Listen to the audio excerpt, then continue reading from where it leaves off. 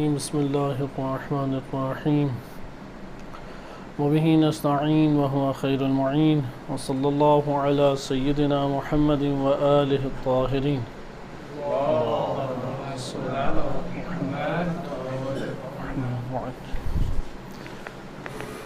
سیاست امام صادق علیہ السلام کے موضوع پہ آج ہم گفتگو مختصر سی کریں گے، اگرچہ آج کے دن ہماری گفتگو کا جو موضوع ہونا چاہیے تھا وہ کتاب ولایت فقیہ، ولایت فقاہت اور عدالت آیت اللہ عظمیٰ جوادی عاملی حفظہ اللہ تعالیٰ کی کتاب ہے کہ اس میں ہم اس کتاب کی فصل دوم کو مطالعہ کر رہے تھے، اور فصل دوم میں اہداف حکومت اسلامی اور اس سے مربوط مباحث کو آپ کی خدمت میں پیش کیا جا رہا تھا، جیسا حضرت داؤد علیہ السلام کی حکومت ہے اور اس کے چند نمونے آپ نے ملاحظہ کیے۔ انشاءاللہ اپنی اس گفتگو کو ہم اگلے درس میں مزید آگے لے کے چلیں گے۔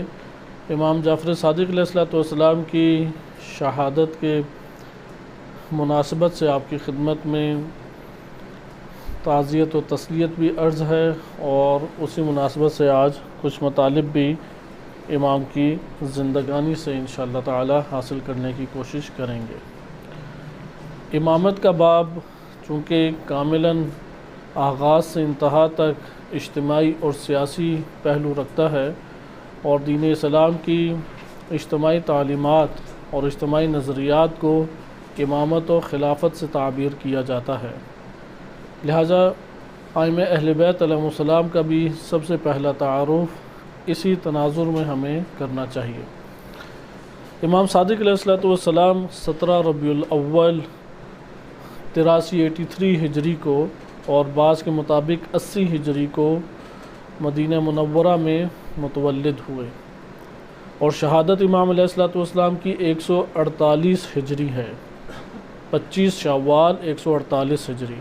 اگرچہ ہمارے ملک میں 15 شوال کے حوالے سے بھی بعض اوقات اہتمام کر لیا جاتا ہے، لیکن معروف دن 25 شوال ہے۔ 25 شوال امام صادق علیہ السلام کی شہادت کا دن ہے۔ اگر ہم 83 ہجری سے 148 ہجری کو ملاحظہ کریں تو یہ تقریباً 65 سال بنتے ہیں، 65 ایئرز امام صادق علیہ السلام کی زندگانی تھی۔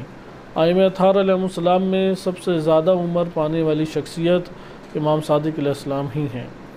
بقیہ جتنی ہستیاں، امیر المومنین علیہ السلام 62 یا 63 سال کی عمر میں ان کی شہادت ہے، امام حسین علیہ السلام کی 57 سال کی عمر میں شہادت ہے، اور اسی کے لگ بھگ امام نقی علیہ السلام کی شہادت ہے۔ مدت امامت امام صادق علیہ السلام کی 34 سال ہے، 34 سال امام صادق علیہ السلام نے مدت امامت یا امامت کے وظیفے کو انجام دیا۔ امام علیہ السلام کی زندگی میں تقریباً 7 بادشاہ گزرے۔ ابھی تو پاکستان میں ہم زیادہ سے زیادہ کتنے حکمرانوں کی حکومت دیکھ پاتے ہیں؟ 2 سے 3۔ امام صادق علیہ السلام نے 7 بادشاہوں کو ملاحظہ کیا۔ ان میں بنو امیہ کے 5 بادشاہ ہیں اور بنو عباس کے 2 بادشاہ ہیں۔ بنو امیہ کہ ان کا بھی ایک تعارف ہمیں کسی وقت پڑھنا چاہیے، اور انشاءاللہ تعالی کسی اور وقت میں تفصیل سے آئے گا بھی۔ مروان بن حکم کہ جو کئی صحابہ کا قاتل بھی ہے اور حضرت عثمان کے قتل ہونے کا اساسی ترین سبب بھی ہے، اور اس کی ولادت کے اوپر ہی نبی صلی اللہ علیہ وسلم سے منقول ہے کہ انہوں نے فرمایا کہ اسے مدینہ سے باہر نکال دیا جائے، لیکن حضرت عثمان داماد بنا کے اسے لے آئے۔ 35 ہجری کو جب امام علی علیہ السلام کو ظاہری خلافت ملی تو مروان بن حکم فرار کر گیا مدینہ منورہ سے۔ مورخین بعض کہتے ہیں، تجزیہ نگاروں نے لکھا ہے کہ اگر مروان کو واقعی سزا اس وقت مل جاتی تو امت ایک بہت بڑے فتنہ اور صدمہ سے بچ جاتی۔ بہرحال مروان نے فرار کیا۔ معاویہ کے بعد جب یزید آیا اور یزید کا خاتمہ ہوا تو یزید کا بیٹا معاویہ بن یزید، کہ یزید نے اپنے باپ کے نام پہ اپنے بیٹے کا نام رکھا تھا، اس نے حکومت لینے سے انکار کیا اور اسے پوشیدہ طور پہ قتل کر دیا گیا۔ اور اس طریقے سے نسل معاویہ بن ابی سفیان یا ابو سفیان کی نسل سے یہ حکومت اور بادشاہت نکل گئی۔ اس وقت خطرہ یہ پڑ گیا کہ بنو امیہ کے ہاتھ سے بھی یہ حکومت نہ نکل جائے، اس لیے آپ اس بیک گراؤنڈ کو ضرور ذہن میں رکھیں، کیونکہ ہم لوگوں کے تجزیہ تحلیل کا طریقہ کار ایک عجیب و غریب طرز اختیار کر چکا ہے۔ ہم آج کے دور کو سمجھتے ہیں کہ آج کا دور ماضی سے کسی قسم کا کوئی تعلق نہیں رکھتا۔ آج کے دور کے فیصلے، آج کے دور کے تقاضے وہ ماضی کے فیصلوں اور تقاضوں سے کاملاً جدا ہیں، لہٰذا آج کے دور میں ہمیں اپنے ہی طور پہ سیاسی امور کو سوچنا چاہیے اور اپنے ہی طور پہ سیاسی مسائل کو حل کرنا چاہیے۔ ائمہ علیہ السلام کی زندگانی سے ہاں عقیدے کے اعتبار سے آپ فائدہ اٹھا سکتے ہیں، لیکن موقع اور فیصلوں کے اعتبار سے ممکن ہے فائدہ نہ اٹھا سکیں۔ یہ لاشعوری ایک ذہنیت ہمیں معاشرے کے اندر نظر آتی ہے کہ جو کاملاً غلط ایک تفکر ہے۔ لہٰذا ادھر بنو امیہ کا آنا حکومت میں، یعنی یہ بیچارے لوگ تھے، جب تلوار ان کے حلق تک پہنچ گئی اور روح ان کے بدن سے جدا ہونے کے قریب آ گئی تو انہوں نے کلمہ اسلام پڑھ لیا اور مجبوراً نبی صلی اللہ علیہ وسلم کے دین میں داخل ہو گئے۔ اس کے بعد یہ طلقاء میں سے قرار پائے اور اسلام میں اور مسلمانوں میں ان کی کوئی حیثیت اور عزت موجود نہیں تھی۔ یہی امام علی علیہ السلام نے نہج البلاغہ میں معاویہ بن ابی سفیان کو ایک مکتوب میں لکھا کہ تم لوگ کب سے بادشاہت اور حکومت اور خلافت کے خواب دیکھنے لگ گئے؟ تمہارا تو نہ نسب کے اعتبار سے اور نہ اسلام کی خدمات کے اعتبار سے کسی بھی اعتبار سے کوئی حصہ نہیں بنتا کہ تم حکومت کی طرف آنکھ اٹھا کے بھی دیکھ سکو کہ اس امت اور اس اسلامی معاشرے کے اوپر تم حاکم ہو جاؤ۔ لیکن جب سے بنو امیہ نے جواز پیدا کر لیا اپنی حکومت کا، تو اس کے بعد پھر ہر قسم کے فرد کے لیے جواز کا راستہ کھل گیا۔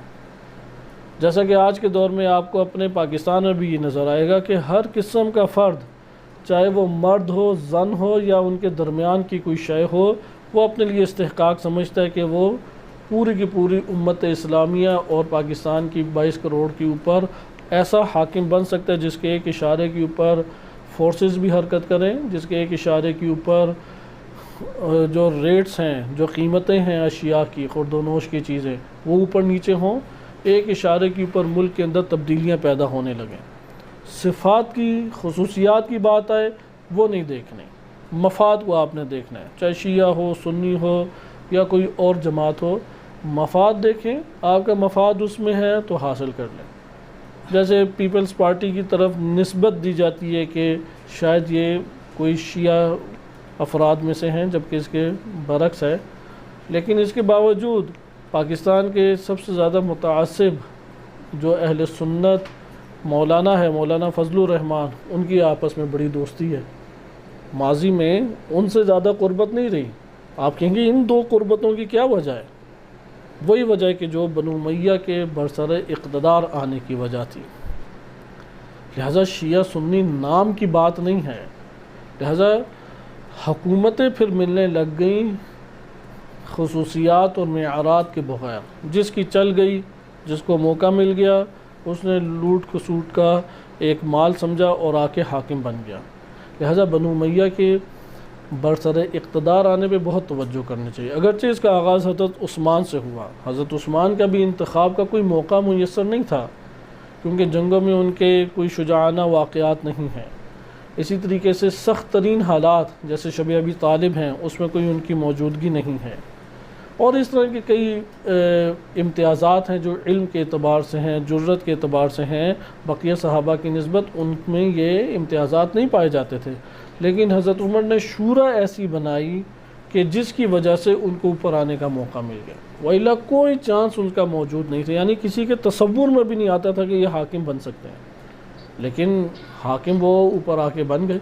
وہاں سے ایک سلسلہ پھر شروع ہوا۔ اب جب نسل معاویہ بن سفیان میں کوئی بھی ایسا نہیں رہا کہ حکومت سنبھال سکے، تو بنو امیہ کے ہاتھ سے نکلنے کا خدشہ پیدا ہو گیا کہ یہ حکومت تو بنو امیہ کے ہاتھ سے ہی گئی۔ تو مروان واحد بندہ تھا کہ جس کی عمر 70 سال کے لگ بھگ پہنچ چکی تھی کہ جب یزید مارا گیا، واصل جہنم ہوا، تو یہ 70 سال کے قریب عمر تھی۔ انتہائی تجربہ کار، حکومتوں کے نیش و فراز دیکھ چکا ہے اور اتار چڑھاؤ سیاست کے خوب جانتا تھا۔ اس نے بنو امیہ کے مختلف قبائل کے سرداروں کو جمع کیا اور ایک میٹنگ کی اور اس میں انہیں ابھارا کہ اگر اس وقت اقدام نہ کیا تو بنو امیہ کے ہاتھ سے گئی، کیونکہ کئی قبائل تھے جو حکومت لینا چاہتے تھے۔ ان میں نامور جو افراد تھے وہ زبیری تھے، اسی طرح بنی تمیم کے افراد تھے جیسے طلحہ بن عبید اللہ اور زبیر بن عوام۔ دونوں شخصیات حضرت عائشہ کو نکال کے گھر سے میدان جمل میں لے آئیں، جنگ جمل کی صورت میں سامنے لائیں۔ اس کے پیچھے اب دو ہی موقف ہیں۔ آج کے دور میں تجزیہ تحلیل کرتے ہوئے اہل سنت کہتے ہیں وہ حضرت عثمان کا بدلہ لینا چاہتے تھے، جبکہ مروان نے حضرت طلحہ کو قتل ہی اسی لیے کیا کہ یہ قاتلان حضرت عثمان میں سے ہیں، کہ سیاست امام علی علیہ السلام میں اس کا طولانی تجزیہ تحلیل آپ ملاحظہ کر چکے ہیں۔ اسی طریقے سے زبیر بن عوام، ان کے بارے میں بھی یہی دو موقف ہے۔ اہل سنت کہتے ہیں کہ نہیں، وہ حضرت عثمان کا بدلہ لینا چاہتے تھے، لیکن تاریخی واقعات ان کے اس موقف کی تائید نہیں کرتے۔ بالخصوص نہج البلاغہ میں امام علی علیہ السلام نے واضح طور پہ یہ بات فرما دی اپنے کلام میں کہ یہ دونوں شخصیات ایک دوسرے کے ہمراہ بھی نہیں ہیں، ان میں سے اگر ایک کو اقتدار مل گیا تو دوسرا دوسرے کو قتل کر دے گا۔ لہذا دونوں اقتدار چاہتے ہیں، کیونکہ جھگڑے کا آغاز اس کے اوپر تھا۔ تاریخ واضح طور پہ تاریخ طبری نے بھی ذکر کیا ہے، امام علی علیہ السلام ان دونوں بزرگان سے مشاورت نہیں کرتے تھے، اس وجہ سے انہیں امام علی علیہ السلام سے شکایت شروع ہوئی۔ حضرت عثمان کے قتل کے بارے میں واضح طور پہ اہل سنت مورخین، قدیمی محدث مورخین نے یہ درج کیا ہے کہ حضرت طلحہ ابھارا کرتے تھے آئے ہوئے باغیوں کو کہ حضرت عثمان کو قتل کر دو۔ حضرت عائشہ اور حضرت عثمان کی آپس میں لڑائی اور سخت ترین حضرت عائشہ کے کلمات کہ ناصل کہہ کے پکارتی تھیں، یعنی ایک یہودی کہہ کے، یہ تاریخ اور لغت اور رجال کی کتابوں میں واضح طور پر موجود ہیں۔ بس آپ نے ملاحظہ کیا کہ بنو امیہ کو اس طریقے سے سامنے لایا گیا۔ بنو امیہ کو لانے میں ایک بڑا کردار حضرت عمر کا رہا ہے، کیونکہ انہوں نے ہی یزید بن ابی سفیان، ابو سفیان کے بیٹے یزید کی موت کے بعد معاویہ بن ابی سفیان کو شام کا حاکم بنایا اور اسلامی معاشرے میں انہوں نے پر اثر کرنا شروع کر دیا۔ بہرحال جب یہ یزید کا واصل جہنم ہوا یزید، تو بنو امیہ کی ایک میٹنگ کی گئی اور اس میٹنگ میں مروان نے واضح طور پہ بتایا، لیکن کون حاکم ہو، کیونکہ کئی پارٹیاں موجود ہیں کہ جو فوراً آ کے حکومت کو اپنے قبضے میں لے لیں گی، اور ملک کے حالات ایسے ہو چکے ہیں کہ جو خلیفہ نامزد تھا وہ قتل کیا جا چکا ہے یا واصل جہنم مر چکا ہے، کسی بھی طرح سے گر کے مرا، باز کہتے ہیں، مختلف یزید کی موت کے طریقے بیان کیے گئے ہیں۔ بہرحال وہ مر چکا ہے، انتشار معاشرے کے اندر پھیلا ہوا ہے، مدینہ منورہ کو تباہ کیا گیا، خانہ کعبہ کو گرا دیا گیا، عجیب کشمکش کا ایک ماحول موجود ہے۔ لہٰذا ضعیف حکومت اور مختلف خطوں کے اندر مختلف قیام کی کوششوں کی وجہ سے امت کے اندر ایک اضطراب پایا جاتا تھا، معاشرہ ہاتھوں سے نکل چکا تھا۔ لہٰذا بنو امیہ جو رسمی طور پہ حاکم تھی، انہوں نے کہا کہ اب یہاں پہ ہمیں فیصلہ کرنا ہے، کیونکہ بنو امیہ میں کئی قبائل تھے، ہر قبیلے والا ہی اپنی حکومت کے خواب دیکھتا تھا، اور یہ معلوم تھا جس کی حکومت آ گئی اسی کی نسل میں چلے گی۔ یہاں پہ مروان نے پھر یہ مشورہ دیا کہ آؤ 5-6 ہم افراد مل کے حکومت چلاتے ہیں، شورا بنا لیتے ہیں۔ ایسے آج بھی یہ شورا کا خواب ہمارے ملک میں بسنے والے اہل تدین یعنی متدین شیعوں کو بڑا اچھا لگتا ہے کہ آؤ مل کے ہم ایک شورا بنائیں، وہ شورا حاکم ہو، ایک فرد نہیں، شورا چلائی جائے۔ جبکہ اس کے مد مقابل جو رائے ہے وہ کہ نہیں، شورا کیسے چلا سکتی؟ ہاں، شورا مشاورت کے لیے ہونی چاہیے، لیکن اس شورا میں مشاورت کا اختیار ایک فرد کو دیا جائے۔ جو آپ ایک فرد کے حوالے سے خدشات دیتے ہیں، وہ پوری شورا کے حوالے سے بھی خدشات اسی طرح مساوی طور پر موجود ہیں۔ نسبت بہت کم ہے کہ اونچ نیچ اس میں پائی جائے کہ ایک فرد ہے وہ بے لاگ ہو کے اس کے استعمال کر سکتا ہے اگر آپ اختیارات زیادہ دے دیں۔ مروان نے بھی شورا ہی کا تصور دیا، لہٰذا یہ جو شورائی ذہن موجود ہے ہمارے معاشرے میں، شورا کو مشورے کے اعتبار سے یہ قرآن کا حکم ہے، وَشَاوِرْهُمْ فِي الْأَمْرِ، لیکن شورا کی حکومت کے اعتبار سے یہ ایک نئی چیز ہے کہ جو حضرت عمر نے ایجاد کی اور مروان نے اپنے دور میں استعمال کی. حضرت عمر نے بھی استعمال کی اپنے لیے نہیں. اپنے لیے اگر وہ شورا کو استعمال کرتے تو پھر تو نہ ان کو حکومت ملتی اور نہ ان سے حکومت چلتی. دونوں ہی کام نہیں ہو سکتے تھے. لہذا اپنی ہی وہ چلاتے تھے حضرت عمر. چلتی ایک کی تھی, مشورہ لیا کرتے تھے. لیکن اپنے ماں بعد والوں کے لیے انہوں نے شورا کے بارے میں کہا کہ نہیں, شورا بن جانی چاہیے. یہ شورا ہمارے سارے فیصلے کرے, یہ شورا آ کے حکومت کرے, یہ شورا آ کے اوپر اجارہ داری کرے. مروان نے بھی یہی بات بیان کی کیونکہ یہ ہر ایک کو بڑا اچھا لگتا ہے. یار میں بھی شامل ہوں اس میں, وہ بھی شامل ہے. آخر کون اس میں کہے گا کہ یہ بری چیز ہے؟ جیسے آج آپ علماء کے درمیان بھی آ جائیں, آپ شورائی طور پہ کہیں تو ہر عالم کا چونکہ اس میں حصہ پڑ جائے تو وہ فوراً ہی خوش ہو جائے گا. اس سے کہا جائے کہ یہ تو شورا حضرت عمر نے بھی بنائی تھی, وہ کہیں گے نہیں وہ کچھ اور ہے, ہم تو علی ولی اللہ کہتے ہیں. آپ علی ولی اللہ کہہ کے وہی روش اختیار کریں تو اس سے آپ سیرت امیر المومنین پہ نہیں چل پڑیں گے. لہذا امیر المومنین علیہ السلام کا جو نظریہ سیاست و سیرت سیاست تھی وہ حاکم بنانے کی تھی, وہ راہبر بنانے کی تھی. آپ نہج البلاغہ پڑھیں, مالک اشتر کو راہبر اور حاکم بنایا. ادھر ہم میں سے کون ہیں جو مالک اشتر ہے؟ شبہات اس طرح سے ایجاد کیے جاتے ہیں. ہم میں سے کون ہے کہ جو مالک اشتر ہے؟ تو ان سے کہیں کہ پھر بقیہ حاکم بھی تو تھے امام علی علیہ السلام کے دور میں. زیاد بن ابی کو آخر حاکم نہیں بنایا گیا؟ آپ زیاد بن ابی کی شخصیت کو پڑھیں اور امام علی علیہ السلام کے دور میں 38 ہجری میں یا 37 ہجری میں اس کو باقاعدہ ولایت دی گئی. اس ولایت کو شورا کے ساتھ ملحق کر کے امام علی علیہ السلام نے ولایت نہیں دی. بعض حاکموں کے امام علی علیہ السلام نے ہاتھ کاٹے. اب جن کے ہاتھ کاٹے ہیں تو کیا وہ حاکم شورا کے ہمراہ امام نے؟ یعنی شورائی امام علیہ السلام تصور بھی امامت کی دنیا میں آپ کو نہیں ملے گا حاکمیت کے باب میں. جب مغالطات پیدا کرتے ہیں, کیونکہ ایک ترتیب بنتی ہے, اس ترتیب کے مطابق امور ہوتے ہیں, تو وہ کس طریقے سے مغالطہ پیدا کریں گے؟ اچھا پھر امام نے فلاں سے مشورہ کیوں لیا تھا؟ ان سے کہیں گے مشورہ لینا الگ چیز ہے, شورا کی حاکمیت الگ چیز ہے. وہ کہیں گے یہ تو اپنی باتیں نکال لی آپ نے. یہ طلاب اور علماء کے میں مباحث بتا رہا ہوں, عوام کے نہیں, کیونکہ عوام کو ان چیزوں کا علم ہی نہیں ہے. یہ علماء ہیں کہ اصلاً سیاست امام علی علیہ السلام کو یا دقت سے پڑھا ہی نہیں ہے کہ معلومات ہی نہیں ہیں, اور سمجھتے ہیں کہ صرف نحو اصول فقہ کی اصطلاحات یاد کر کے طہارت و نجاست کے رٹے لگا کے شاید ہمیں یہ چیزیں بھی آ جائیں گی. امام خمینی رحمۃ اللہ علیہ اس تفکر کے شدید مخالف تھے. وہ فرماتے تھے کہ کس طریقے سے طہارت, نجاست اور اس طرح کے ابواب پڑھ کے آپ ان امور میں بھی آ کے رائے دینے لگ سکتے ہیں.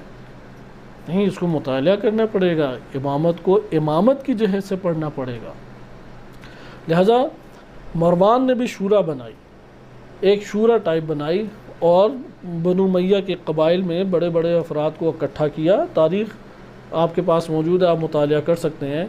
اور کہا کہ ہم میں سے باری باری بادشاہ بنیں گے, ایک مر جائے گا دوسرا. تو بقیہ خوش ہو گئے کہ سب سے بوڑھا مروان ہی ہے, سب سے پہلے یہی جائے گا. تو مروان نے کہا پھر مجھے ہی موقع دو, بزرگ بھی میں ہوں, بوڑھا بھی میں ہوں. انہوں نے کہا کہ عالی جناب آپ لے لیجئے. مروان کو حکومت دے دی. مروان کی حکومت 4-5 سال چلی, پھر مر گیا وہ. لیکن اس نے اس 4-5 سال میں جتنے بھی افراد تھے جو بادشاہ بن سکتے تھے, آہستہ آہستہ سب کو قتل کرا دیا. اور پھر ایک ہی فرد رہ گیا جو اس کے ہاتھ میں, مروان کے ہاتھ میں یہ حکومت رہ گئی. اور پھر اس کے بیٹوں کے پاس حکومت آئی. امام صادق علیہ السلام نے جس دور کو دیکھا وہ پہلا بیٹا تھا عبد الملک بن مروان. اس کا دور امام نے نہیں دیکھا, امام باقر علیہ السلام کے دور میں تھا. پھر آیا ہشام بن مروان, سلیمان بن مروان, ولید بن عبد الملک کے پھر بیٹوں پہ معذرت حکومت عبد الملک کے بیٹوں کے پاس آئی. عبد الملک بیٹا ہے مروان کا. پھر عبد الملک کے بیٹوں میں یہ چلی. عبد الملک کے بیٹوں میں جو فرد آئے ہشام بن عبد الملک. عبد الملک کون ہے؟ مروان کا بیٹا. پھر آئے سلیمان بن عبد الملک, پھر آیا ولید بن عبد الملک, پھر ولید کے بیٹے ہیں یزید بن ولید بن عبد الملک. اس طرح سے بادشاہ کا سلسلہ شروع ہوا. ہشام بن عبد الملک کے دور میں کیونکہ حضرت عمر کے دور میں ہی تقریباً 65% یا 70% حصہ دنیا کا فتح ہو چکا تھا۔ ہشام بن عبد الملک کے دور میں بقیہ حصہ بھی فتح ہو گیا، اور تھوڑا سا مختصر سا حصہ یورپ کا رہ گیا کہ جو سلطنت سے باہر تھا۔ یعنی اس وقت دنیا جتنی کشف تھی، جتنی دنیا کا علم تھا کہ اتنی دنیا اور اتنی آبادی ہے، وہ ساری کی ساری فتح ہو گئی ہشام بن عبد الملک کے دور میں، سوائے یورپ کا حصہ جہاں پہ یہ فرانس وغیرہ اور اس طرح کے ہوا۔ امریکہ کا کچھ پتہ ہی نہیں تھا، وجود ہی اس کا موجود نہیں تھا۔ امام صادق علیہ السلام نے 5 اس طور پہ بادشاہوں کا دور دیکھا: ہشام بن عبد الملک، پھر ولید بن عبد الملک، پھر ولید کا بیٹا یزید بن عبد الملک، اور پھر ابراہیم بن ولید بن عبد الملک، یعنی ولید کے 2 بیٹے تھے، ابراہیم اور یزید، دونوں کا دور دیکھا۔ اور آخر میں پھر جو بادشاہ آیا وہ ہے مروان بن محمد المعروف، کیونکہ درمیان میں اور بادشاہ آتے رہے جاتے رہے، کوئی سٹیبل حکومت بنو امیہ کی نہیں رہی۔ یعنی امام صادق علیہ السلام کے دور سے اس کا زوال شروع ہو گیا۔ جب یہ ہشام بن عبد الملک کی حکومت چلی گئی تو پھر زوال کا دور آہستہ آہستہ آنے لگ گیا، کیونکہ سلیمان بن عبد الملک نے سارے جو فاتحین تھے اور جو آگے بڑھ بڑھ کے فتح کر رہے تھے ان سے شدید حسد تھا، انہیں گرفتار کر کے جیل میں ڈال دیا۔ جیسے محمد بن قاسم ہے، اسے سندھ سے بلایا، پکڑ کے جیل میں ڈال دیا۔ موسیٰ بن نصیر، اس کو افریقہ سے بلایا، پکڑ کے جیل میں ڈال دیا۔ محمد بن مسلم، چین کو اس نے فتح کیا تھا، اسے پکڑا اور یہ رلتے پھرتے رہے، کچھ فرار کر گئے، کچھ فقیروں کی طرح روپوش ہو کے زندگی بسر کرتے رہے۔ یہاں سے پھر زوال بنو امیہ کا ظاہری شروع ہوا۔ لہٰذا آپ نے یہ دیکھے بادشاہ حضرات کہ مروان بن محمد کو کہتے ہیں مروان حمار، کیونکہ اس کا ایک تو قد بڑا لمبا تھا، سر میں کوئی بال نہیں تھے اس کے، اور جسم بڑا قوی تھا۔ تو جو آخری جنگ ہوئی تھی تو اس جنگ میں اس کو واقعات وارد ہوئے ہیں، شدید تیز پیشاب آ گیا، تو وہ رفع حاجت کے لیے گیا، تو رفع حاجت کے لیے جہاں پر گیا وہاں موقع پا کے اس کو پکڑ کے قتل کر دیا گیا۔ اور جب بادشاہ ہی قتل ہو گیا تو بہت بڑا بنو امیہ کا یہ لشکر تھا، یا کیونکہ پوری ریاستی فوج اس کے ساتھ تھی، وہ بکھلا اٹھی اور وہاں سے فرار کر گئی، اور اس طرح بنو عباس کے ہاتھ میں یہ حکومت آ گئی۔ لہٰذا مروان کا جو رفع حاجت کے لیے جانا ہے، یہ جنگی اعتبار سے بہت بڑی نادانی تھی، اور اس نادانی کا خمیازہ اسے اس طور پہ بھگتنا پڑا کہ بنو امیہ کے ہاتھ سے بھی حکومت گئی، اور بنو امیہ کا خاتمہ بھی وہاں پہ ہوا، اور بنو عباس کے ہاتھ میں حکومت منتقل ہو گئی۔ البتہ ان میں سے ایک بنو امیہ کا فرد عبد الرحمن داخل، وہ مکہ کے فرار مکہ کی جانب کیا، اور مکہ سے سمندر کے ذریعے سے فرار کر کے افریقہ چلا گیا۔ وہاں پہ اس نے پھر بربر قبیلے کے ساتھ ایک تعلق قائم کیا، اور طارق بن زیاد نام آپ نے سنا ہوگا، وہاں پہ اس کو آمادہ اور تیار کیا اور اسپین کے اوپر حملہ کیا، اور وہاں جا کے اس نے ایک سلطنت بنا دی۔ عباسیوں کے مد مقابل اسی دور میں عبد الرحمن داخل کی حکومت اسپین میں شروع ہوئی، جسے آپ جانتے ہیں کہ اسپین کی معروف جو ریاست ہے اور مسجد قرطبہ اسی دور کی علامت ہے۔ تقریباً پھر وہاں پہ مختلف بادشاہوں کے سلسلے رہے، بنو امیہ 300 ساڑھے 300 سال رہے، اس کے بعد دیگر بادشاہ آ گئے، 850 سال بادشاہ اسی اسپین اور دیگر یورپین ممالک کے اوپر قابض رہے۔ اور بڑی کتابیں ہیں، بہت سارے افراد ہیں، جیسے ابن عربی کا تعلق بھی اندلس سے تھا، اندلس اسی علاقے کو کہتے ہیں۔ اسی طرح بڑے بڑے اہل سنت کے امام گزرے ہیں، بہت سارے شیعہ حضرات گزرے ہیں، اسی جگہ سے تعلق رکھتے ہیں۔ یہ مختصر سی تاریخ کا ایک آئینہ آپ کی خدمت میں ذکر کیا گیا کہ بنو امیہ کا یہ 5 بادشاہوں کا دور امام صادق علیہ السلام نے ملاحظہ کیا۔ بنو عباس کے 2 بادشاہوں کو دیکھا، اور انتہائی پست ترین اور فاسد ترین یہ 2 بادشاہ تھے، انتہائی پست ترین اور فاسد۔ لیکن انہوں نے جو نعرہ لگایا تھا وہ اس سے کئی گنا جاذب نعرہ تھا کہ جو اس وقت پاکستان میں لگایا جا رہا ہے، اور جو حالات بنے ہوئے تھے، ماحول بنا ہوا تھا، وہ بھی ایسا تھا کہ شیعوں کی اکثریت اٹھ کے اس نعرے کے اوپر جواب دے گی۔ کیونکہ بنو عباس اولاً بنی ہاشم سے تھے، بنی ہاشم سے حضرت عبداللہ بن عباس کے بیٹے علی، انہوں نے شروع کی تحریک، اور پھر آگے بڑھتی رہی، خفیہ تحریک تھی یہ۔ ان کا مقصد کیا تھا؟ کربلا میں امام حسین علیہ السلام کا بدلہ لینا، یعنی نعرہ بھی یا لسارات الحسین تھا، حسین علیہ السلام کا بدلہ لینے والے نکلو۔ دوسرا ان کا شعار یہ تھا کہ رضائے آل محمد حاصل کرو، آل محمد کی رضایت کو حاصل کرو، یہ دوسرا نعرہ انہوں نے لگایا۔ اب بنو امیہ کے جرائم، ان کے خاندانی پستی، اسلام کے ساتھ نبی صلی اللہ علیہ وسلم کے دور میں دشمنی، اور اس کے بعد نبی صلی اللہ علیہ وسلم کے گھرانے کے ساتھ دشمنی، ساری یہاں تھیں۔ لہٰذا بنو عباس نے جب یہ نعرہ لگایا، بنی ہاشم ہونے کی وجہ سے اور امام حسین علیہ السلام اور امام علی علیہ السلام کے انتہائی قریبی ہونے کی وجہ سے، کہ حضرت عبداللہ ابن عباس تمام جنگوں میں امام علی علیہ السلام کے ہمراہ رہے ہیں، جنگ جمل میں، جنگ نہروان میں، جنگ صفین میں، لہٰذا عباسیوں کا ایک بڑا مقام تھا۔ پھر بصرہ جیسے علاقے کی پوری حاکمیت امام علی علیہ السلام نے عبداللہ ابن عباس کے سپرد کی تھی، لہٰذا حکومت کے اندر لانے والے امام علی علیہ السلام تھے۔ عباسی خاندان کے اصل سربراہ کو وہ جناب عبداللہ بن عباس رضی اللہ عنہ ہیں، لہٰذا لوگوں کے اندر ان کی پھر ایک بڑی الفت، محبت اور جاذبیت اور حمایت پائی جاتی تھی۔ اب بنو عباس جب نکلے تو کسی کو پتہ تھا کہ کیسے نکلے ہیں؟ جیسے مثلا آپ کو پتہ ہے کہ ابھی عمران خان صاحب دوبارہ حکومت میں آگے تو کیا کریں گے، بعض چیزیں تو پتہ ہے کیا کریں گے، مثلا امریکہ سے دوستی حتماً کریں گے، غلامی سے نجات قطعاً نہیں ملے گی، سب کو یقین ہے اس کا، ایک ذرہ شک نہیں ہے کہ غلامی سے نجات مل جائے گی۔ اسی طریقے سے انہیں یقین ہے آل سعود بن سلمان جیسے فرعون کی دوبارہ ڈرائیونگ کریں گے، دوبارہ آل سعود کے ایک اشارے کے اوپر پہنچ، یہ چیزیں تو پتہ ہے سب کو، لیکن بہت ساری اور چیزیں نہیں پتہ کہ کیا کیا کریں گے۔ اسی طریقے سے نہیں پتہ تھا کہ وہ کیا کیا کریں گے بنو عباس والے، کیونکہ بنو عباس مذہبی چہرہ رکھتے تھے، بنی ہاشم یعنی سادات میں سے کہلاتے تھے، جناب عبد المطلب کی اولاد، امام علی علیہ السلام، امام حسین علیہ السلام کا گروہ کہلاتے تھے، نعرہ ان کا تھا آل محمد کی رضایت کی طرف، بنو امیہ سے چھٹکارا۔ جیسے ابھی آپ بنو امیہ قرار دے دیں مثلا شہباز شریف کو، سارے بدماش ہیں شریف کے نام پہ، لیکن اسے قرار دے دیں، کہیں گے یار اس سے تو چھٹکارا حاصل کرو، نئے کو آزماتے ہیں۔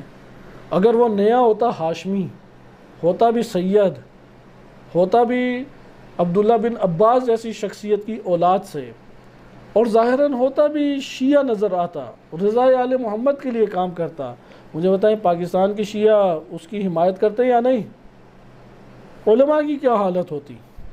وہ تو جوش و جذبے میں جیسے آج کل جا رہے ہیں بھاگے بھاگے کہ آزادی مارچ ہے، اور ان کو یقین ہے کہ آزادی مل کے رہے گی، ہمارے سامنے یہ کہتے ہیں آزادی مل کے رہے گی، علیحدہ کمرے میں بند ہو کے آپ ان سے پوچھیں ملے گی یا نہیں ملے گی تو آپ کو شک کے آثار نظر آ جائیں گے، لیکن کہتے ہیں یہ کہ ابھی بڑی گاڑیوں میں بیٹھ کے کئی افراد کو لے جا کے اسلام آباد کی طرف سفر کر رہے ہیں علماء بھی۔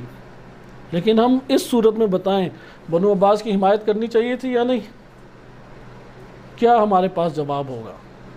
اگر جو صفات اور خصوصیات خان صاحب میں پائی جاتی ہیں اور جو ماحول اس وقت بنا ہوا ہے، اگر اس ماحول میں حمایت خان صاحب کی جا سکتی ہے کہ جو حضرت ابوبکر اور حضرت عمر کا پیرو ہے بھی اہل سنت میں سے، اور اس کا سابقہ بھی یہ ہے کہ بنو امیہ آج کے آل سعود ان کے ساتھ غلامی کا تعلق رہا ہے، ایک غلام کیسے کسی ریاست اور ملک کو آزاد کرا سکتا ہے؟ خود ایک یہ سوال ہے، ایک قوم کو آزاد ایک غلام نہیں کرا سکتا، جس کا نفس، جس کا اندر وہ خود غلام ہو، وہ کسی کو کیا آزادی دلائے گا؟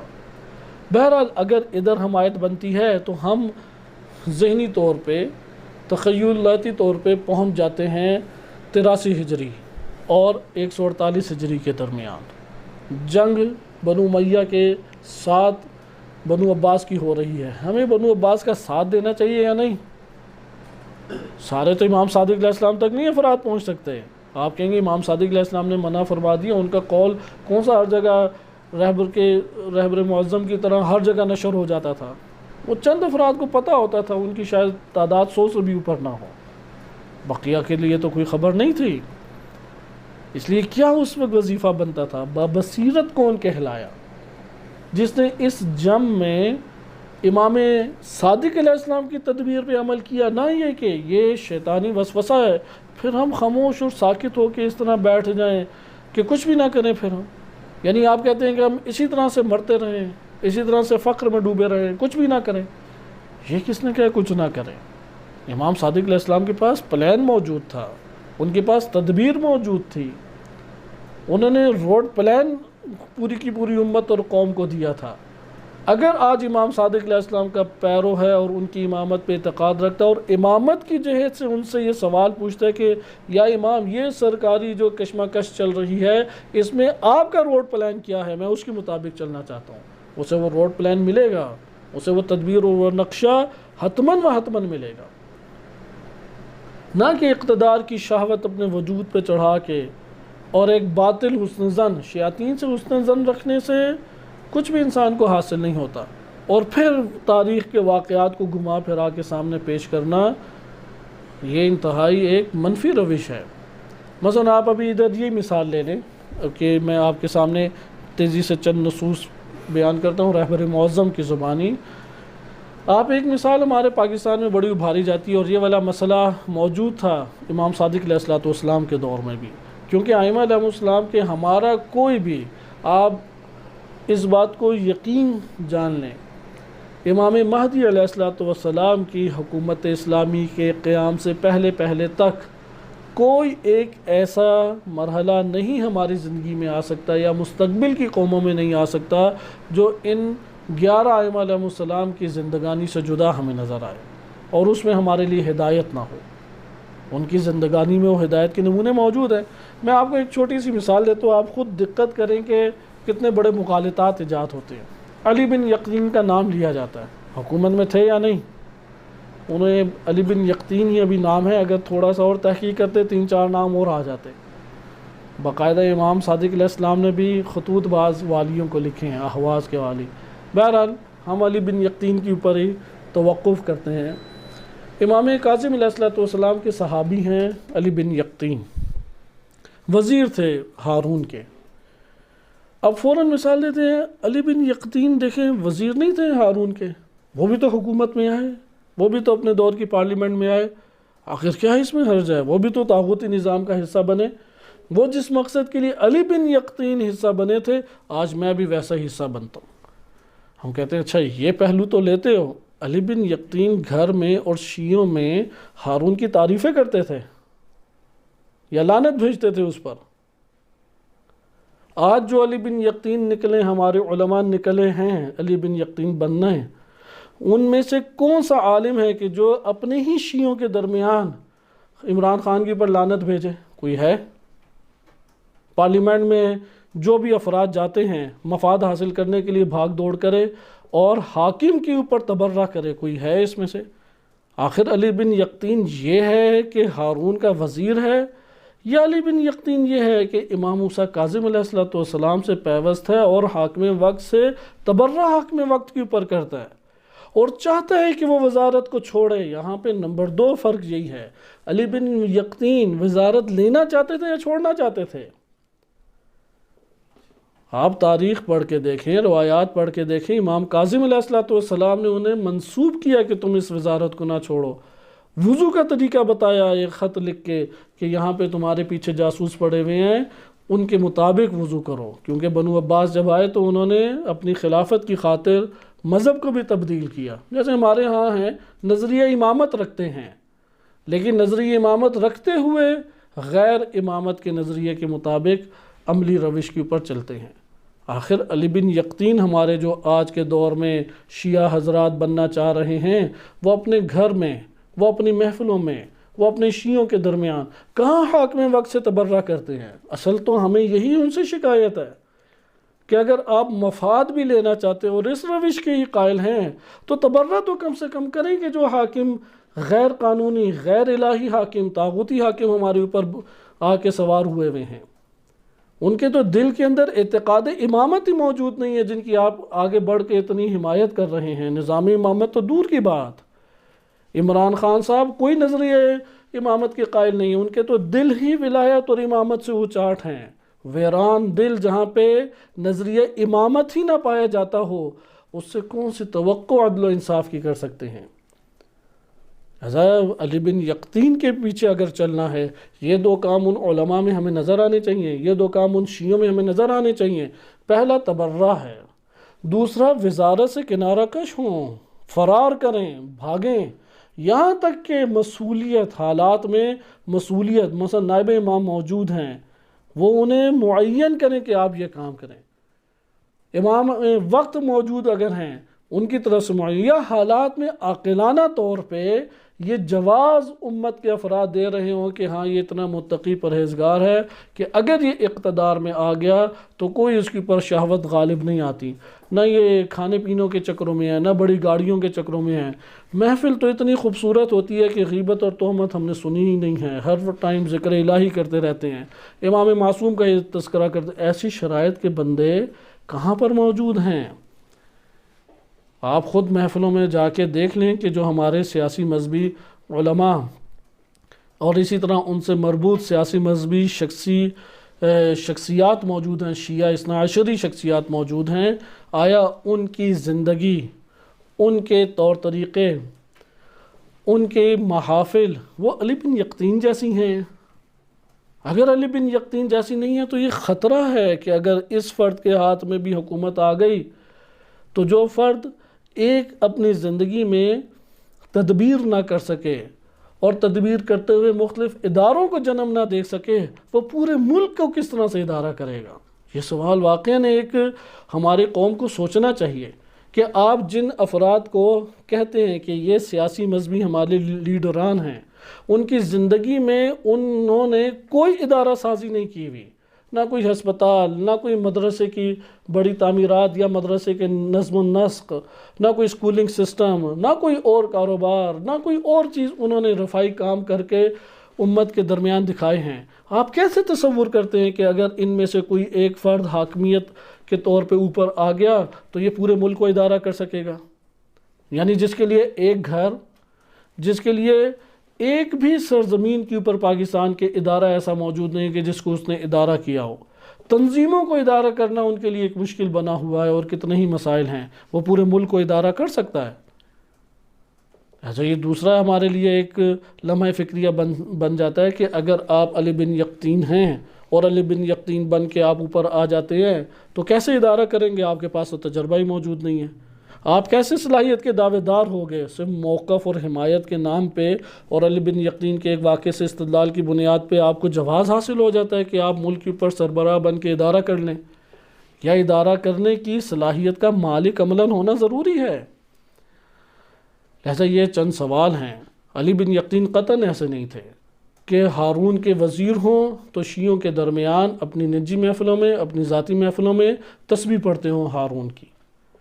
علی بن یقطین قطعاً ایسے نہیں تھے کہ وہ اس طریقے سے حکومت اور اقتدار کے اوپر ٹوٹ پڑنا چاہتے ہیں کہ جس طریقے سے ایک بھوکا جس کے اندر بھرپور طور پہ ایک اشتہا غالب ہو، وہ خوش ذائقہ چیز کے اوپر ٹوٹ پڑے۔ اس وقت ایسا ہی منظر ہمیں دکھائی دیتا ہے۔ علی بن یقطین کوئی بہت بڑے حسن ظن نہیں رکھتے تھے کہ ہارون ایسا ہے، فلاں ہے، فلاں ہے۔ اگر ہارون کا دل نظریہ امامت اور ولایت سے ہی بنجر اور خالی ہے تو آج ہمارے دور کے جو حکمران ایسے ہی ہیں۔ آخر اس پہلو کو بیان کیا جائے کہ جس کا قلب ہی بنجر ہے، آپ کس امامت اور کس عدالت کی بات اس سے توقع آپ رکھ سکتے ہیں؟ لہذا یہ شبہ ہے، اس لیے جہاں پہ بھی علی بن یقطین کا نام سنیں کہیں گے پھر تبرہ کرو۔ آپ اگر علی بن یقطین بنتے ہیں تو آپ جس حاکم کو چاہتے ہو اس پہ تبرہ کر کے دکھاؤ۔ ہارون کے اوپر تو تبرہ کے شاید کم آپ کے پاس مواقع ہوں، ان حاکموں کے تو زندگی فسق و فجور سے ایسی بھری ہوئی ہے کہ لوگوں کے سامنے ظاہر ہے۔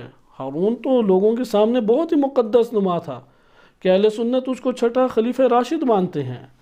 اس قدر اس کے اوپر کتابیں لکھی ہیں اہل سنت نے، اس کے عدل و انصاف اور شجاعت اور پتہ نہیں کیا کیا واقعات۔ اور جو ہم کہتے ہیں کہ اس نے امام کاظم علیہ السلام کو شہید کیا، وہ کہتے ہیں ثابت ہی نہیں ہے۔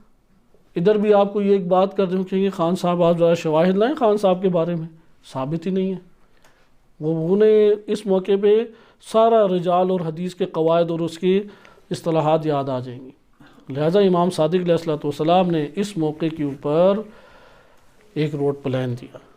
رہبر معظم نے ایک کتاب لکھی ہے جو 250 سالہ انسان کے عنوان سے معروف ہے۔ یہ کتاب حلقات کی صورت میں، حلقہ یعنی مرحلہ، 3 مرحلوں پہ یہ کتاب رہبر معظم کی چھپی ہے۔ مرحلہ اول کا غالباً ترجمہ ہو چکا ہے، شاید مرحلہ دوم کا بھی ترجمہ ہے، مرحلہ سوم کا ترجمہ موجود نہیں ہے ابھی تک اردو میں، کہ یہ کتاب میں آپ کے سامنے دکھا دوں کہ یہ حلقات لکھا ہے، اور اس کے بعد انسان 250 سالہ انسان، حلقہ سوم، یہ اس کا تیسرا حصہ ہے۔ اس تیسرے حصے میں انہوں نے امام صادق علیہ الصلوۃ والسلام کی زندگانی کے بارے میں تفصیلی طور پہ کلام فرمایا ہے، اور پورا ایک چیپٹر باندھا ہے کہ کیسے مبارزہ کیا امام صادق علیہ الصلوۃ والسلام نے اپنے دور کے بادشاہوں کے دور میں، کس طریقے سے مبارزہ کیا، کیونکہ نام ہمارے ہاں جمہوریت ہے، وَإِلَّا بادشاہت ہے یا نہیں؟ اس بات کو تو شیعہ سنی، سیاسی اور غیر سیاسی سارے ہی افراد قبول کریں گے۔ پاکستان میں جمہوریت کے نام پہ بے لاگ بادشاہت ہے۔ ابھی شہباز شریف آیا ہے، اس کے جو کیسز ہیں وہ عدالتوں سے باہر آئیں گے، عدالتیں اس کی پر نوٹس لیں گی، حاکم بن گیا۔ ایک مجرم جس کا کرپشن سے پورے کا پورا ماضی داغدار ہے، وہ کس طریقے سے پوری قوم کا حاکم بن سکتا ہے؟ ایجنسیاں اسے کبھی نہیں اٹھائیں گی، ایجنسیاں مظلوموں کو ہی اٹھاتی ہیں، انہیں شہباز شریف سے ایجنسیوں کو کوئی خطرہ محسوس نہیں ہوگا۔ یہی تعجب آور بات ہے کہ اگر جس کے پاس طاقت ہے، اگر ایجنسیوں کے 20 بندے ہیں، 20 بندوں کو قابو کرنے والا ایک بدماش اوپر موجود ہے، ایجنسی ہاتھ نہیں ڈالتی، اور اگر ایک نہتہ شہری پاکستان کا، یہ 20 بندے آ کے اسے دبوچ لیں گے اور اس کی پر اپنی طاقت کی پر ناز کریں گے۔ لہذا سب سے بڑھ کر یہی خائن پاکستان میں موجود ہے۔ اب آپ اس میں ملاحظہ کریں کہ ماضی کے اعتبار سے کرپٹ ترین ایک شخصیت، کوئی قانون اس کے لیے لاگو نہیں ہے، یہ بادشاہت ہے یا نہیں؟ اسی طریقے سے قانونی طور پہ جو جمہوری تقاضے ہیں، عوام کو جو حق دیا جانا چاہیے، عوام اگر احتجاج کا حق رکھتی ہے اور کوئی احتجاج کرے، اس کے لیے رکاوٹیں ایجاد کرنا بادشاہت ہے یا نہیں؟ اسی طریقے سے اور دیگر دیکھیں کہ اس کے اپنے بندوں کو منتقل کر دینا، خاموشی سے دوسروں کو مروا دینا، ہر طرح کا اپنی سیاست کو بچانے کے لیے کام کرنا بادشاہت ہے۔ پاکستان میں بھی حقیقت میں بادشاہت کا ہی ایک نظام ہے جمہوریت کے نام پہ، وہ خان صاحب آئے، وہ شہباز شریف آئے، یا وہ پیپلز پارٹی کے افراد آئے، کوئی بھی آ جائے افراد، وہ ایک بادشاہت کا ہی دور ہے۔ اس لیے رہبر معظم نے ائمہ اہل بیت علیہ السلام کی اس زندگی کو ایک انسان کی زندگی قرار دیا ہے، کیونکہ ہستی نور واحد ہیں۔ نور واحد یعنی ایسا نہیں ہے کہ نور واحد سے مراد ہے کہ پہلے ایک شمع تھی، شمع اچانک ہی 14 بن گئی، تصور یہ ذہنی طور پہ باطل ہے۔ ہستیاں شروع سے ہی، یہ انوار، یہ وجودات، یہ مختلف تھے ایک دوسرے سے، لیکن خصوصیات اور مرتبے میں اللہ تعالیٰ نے ان کو جو عالی مقام عطا کیا ہے، اس میں ایک سطح کے اوپر قرار دیا ہے، اس طور پہ نور واحد ہیں۔ لہذا ایک شخصیت جس کی زندگی کے مختلف مرحلے ہیں، جیسے امام علی علیہ السلام کی زندگی میں مختلف مرحلے ہیں، ایک شخصیت، یہ 250 سالہ انسان۔ 250 سالہ انسان، اس کتاب کو انہوں نے 4 ادوار میں تقسیم کیا ہے۔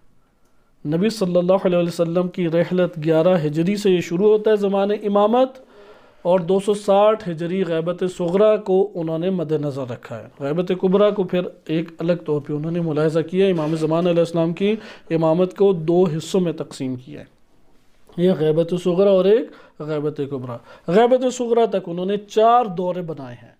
پہلا دور ہے 11 ہجری سے لے کے 35 ہجری تک، امام علی علیہ السلام کا دور۔ ہر دور کی خصوصیات ہیں، ہر دور کی خصوصیات ہیں۔ یہ خصوصیات امام صادق علیہ السلام کے زمانے کو سمجھنے میں ہمیں بہت زیادہ مدد دیں گی۔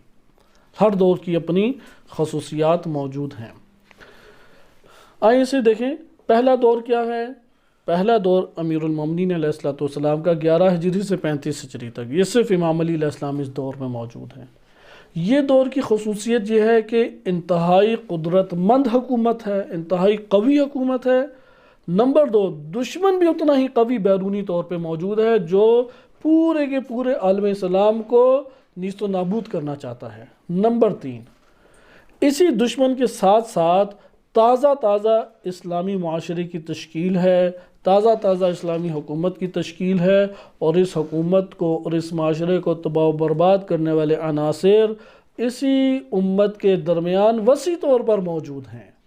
لہذا امیر المومنین علیہ السلام نے اس دور میں پوری اس توانا اور قدرت مند حکومت کے ساتھ ہمکاری کی، یعنی ان کے ساتھ ٹکراؤ حاصل نہیں کیا۔ ان کے ساتھ کیسی ہمکاری کی؟ ہمکاری سے بھی مراد ہے کہ معاشرہ اسلامی کو بچایا، نہ کہ حاکم کو۔ امام علی علیہ السلام نے حکومت کو بچایا، نہ کہ ایک حاکم کو، یعنی نبی صلی اللہ علیہ وسلم کے اس منصب خلافت کو بچایا کہ جس کو خلافت و امامت سے ہم تعبیر کرتے ہیں۔ بیرونی دشمنوں کو کہ جو اوپر چھا چکے ہیں اور ابھی جنگ شروع ہونے ہی کے قریب ہے، ان کے مقابلے میں اسلامی معاشرے کو اور امت کو اور دین اسلام کو تقویت دی۔ امام علیہ السلام کے میں جملہ آپ کے سامنے تیزی سے پڑھ دیتا ہوں، نہج البلاغہ میں ہے اور یہ مکتوب نمبر 62 ہے۔ امام علیہ السلام فرماتے ہیں، اور رہبر معظم نے اسے استدلال بھی کیا ہے اس دورے کی خصوصیت کے اعتبار سے، فَأَمْسَكْتُ يَدَيْ، میں نے اپنے ہاتھوں کو روک لیا، حَتَّى رَأَيْتُ رَاجِعَةَ النَّاسِ، دیکھا کہ لوگ پلٹ رہے ہیں، اسلام سے ہی مرتد ہو رہے ہیں، وَرَجَعَتْ عَنِ الْإِسْلَامِ، اسلام کو ترک کر کے اپنے جاہلیت کی طرف لوٹ رہے ہیں، يَدْعُونَ إِلَى مَحْكِ دِينِ مُحَمَّدٍ صلی اللہ علیہ وآلہ، اور دعوت دے رہے ہیں کہ دین محمد صلی اللہ علیہ وسلم کو مٹا دیا جائے۔ فَخَشِيتُ إِن لَمْ أَنْصُرِ الْإِسْلَامَ وَأَهْلَهُ، اب میں ڈرا کہ اب میں نے اسلام اور اہل اسلام کی مدد نہ کی۔ یہ ائمہ علیہ السلام کے روڈ پلان میں سے ہے کہ اسلام اور اہل اسلام کی جا کے مدد کرو۔ اگر میں نے اسلام اور اہل اسلام کی مدد نہ کی، ان ارا فیہ سلمن، کہ میں اس میں واضح طور پہ دراڑے دیکھ رہا ہوں، او حدمن، اور گرنے کے قریب ہے یہ پوری عمارت اسلام اور اہل اسلام، تکون المصیبت بہ علی اعظم من فوت ولایتکم، تمہاری اس حکومت کے فوت ہونے سے زیادہ میرے لیے غمناک یہ چیز ہے کہ پورا اسلام اور اہل اسلام ہی ختم ہو جائے۔ یعنی اگر میں نے اس قوی حکومت سے ٹکراؤ لیا اور میں آ کے حاکم بھی بن جاؤں، تو میرے حاکم بننے کے بعد اور یہ جو ہم مسلمانوں کا آپس میں ابتدا میں ٹکراؤ ہوگا اور جو حالات بنے ہوئے ہیں، اسلام اور مسلمین باقی نہیں رہیں گے۔ پھر تو یہ چھپے ہوئے عناصر کہ خیبر میں یہودیوں کو تازہ ابھی فتح کیا ہے، 8 ہجری کو 2 سال ہوئے مکہ کو فتح ہوئے مرتد لوگ ہو رہے ہیں۔ اب مسلمان آپس میں لڑ پڑے اور میں ایک لشکر لے کے ان کے خلاف نکل کھڑا ہوا، اور اگر میں حکومت حاصل بھی کر لوں تو کہاں ان سب کے سب دشمنوں سے مقابلہ ہوگا؟ یہ تو اسلام اور اہل اسلام ہی ختم ہو جائے گا۔ لہٰذا میں نے اسلام اور اہل اسلام کو بچانے کے لیے خاموشی اختیار کی۔ فَنَهَسْتُ فِي تِلْكِ الْأَحْدَاثِ، ان تمام کے تمام احداث میں میں کھڑا ہو گیا۔ دوسرا دورہ ہے، امام علی علیہ السلام کو 35 ہجری کو خلافت ملی اور 40 ہجری 9 ماہ یعنی 4 سال 9 ماہ کا دور ہے، اور امام حسن مجتبیٰ علیہ السلام کے چند ماہ، صرف یہ دوسرا دور ان 2 اماموں کا دور ہے۔ پوری ریاست میں کئی مشکلات، لیکن پورے تاریخ اسلام میں نبی صلی اللہ علیہ وسلم کے بعد عدالت کا، انسانی اقدار کا اور مشکلات کو صحیح دینی اساس کے اوپر حل کرنے کے اعتبار سے درخشاں ترین دور ہے، یہ درخشاں ترین اور خوبصورت ترین دور ہے۔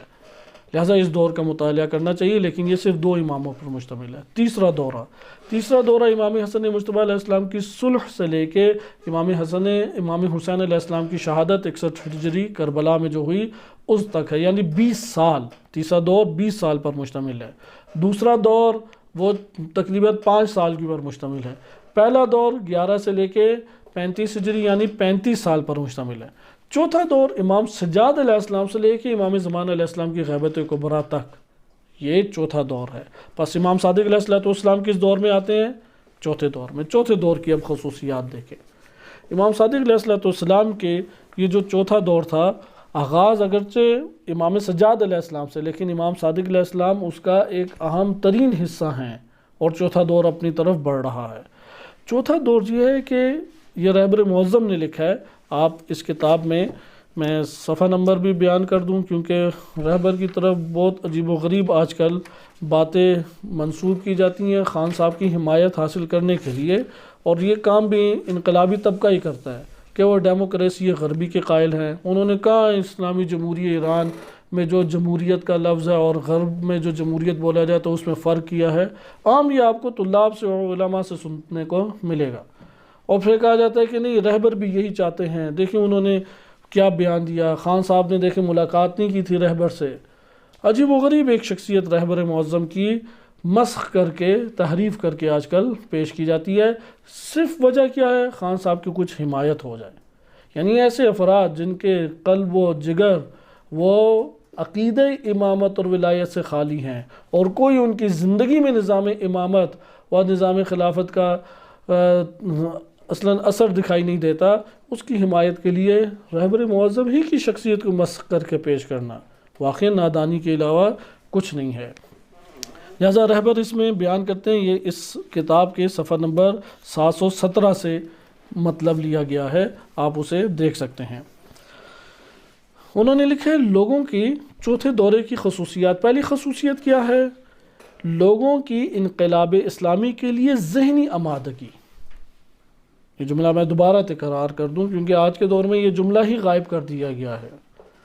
ہمارے سیاسی مذہبی جو عناصر ہیں وہ اس جملے کو ہی آج کل اپنی گفتگو میں غائب کر چکے ہیں، کیونکہ ان کے لیے سب سے بڑا انقلاب وہ ہے آزادی مارچ، جس کی سربراہی امت کے جو ان کی نظر میں آج کل سربراہ ہیں نیازی صاحب وہ کر رہے ہیں، اس لیے وہ آزادی مارچ ہی سب کچھ ہے۔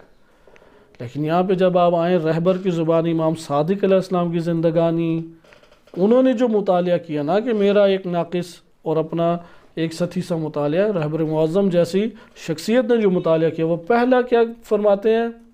اول کیا ہے؟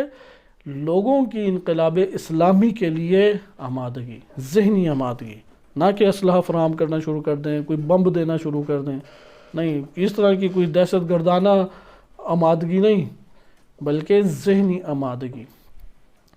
کیونکہ ایک انقلاب نبی صلی اللہ علیہ وسلم لے کے آئے، جس کے نتیجے میں حکومت اسلامی قائم ہوئی، اور پھر حکومت اسلامی کے قیام کے بعد کئی دشواریاں مسلمانوں نے جھیلیں، اور ایک اسلامی معاشرے کا پودا وہ سرزمین اس اللہ کی سرزمین کے اوپر لگ گیا اور رونما ہوا۔ لیکن اب مشکلات پھر دیگر قسم کی معاشرے میں آ گئی، تحریف آ گئی، ارتداد آ گیا، آپس کی جنگیں ہیں، اقتدار کے لیے کوششیں ہیں، ڈگمگا گیا، دین تباہ ہونے کے قریب آ گیا۔ یہاں پہ اب دوسرے انقلاب کی ضرورت ہے، اس لیے رہبر معظم نے لکھا ہے کہ یہ دور چہارم جو ائمہ علیہ السلام کا ہے، امام سجاد علیہ السلام نے دوسرے انقلاب کی تیاری شروع کر دی، لیکن وہ انقلاب بالآخر امت کے افراد نے لانا ہے، جس میں امام امت ان کے درمیان موجود ہے اور آمادہ ہے ایثار، قربانی اور فداکاری کے لیے، وہ رہنمائی کے لیے موجود ہے۔ جیسے امام علی علیہ السلام کو لوگوں سے یہی گلہ اور شکوہ ہوا جب وہ خلیفہ بنے۔ امام علیہ السلام فرماتے ہیں کہ میں تمہیں اللہ کے لیے چاہتا ہوں، اور تم مجھے کیوں چاہتے ہو؟ ذاتی مفادات کے لیے۔ یعنی امام علی علیہ السلام اور امام صادق علیہ السلام کا سیاسی موقف ہی یہ ہے کہ تم ذاتی مفادات کے لیے حاکم کو نہ چاہو، تمہاری چاہت، تمہاری محبت، تمہاری حمایت وہ ذاتی مفاد کے لیے نہیں ہونی چاہیے، اللہ کی خاطر ہونی چاہیے۔ انقلاب اسلامی کی بنیاد ہی یہاں سے شروع ہوتی ہے، کلمۃ اللہ ہی العلیٰ، جہاں پہ یہ بات نہیں کی جاتی سمجھنے کی یہ راہ امام صادق سے دور ہیں۔ راہ امام صادق علیہ السلام یہی ہے کہ تم اللہ کے لیے حاکم کو چاہو۔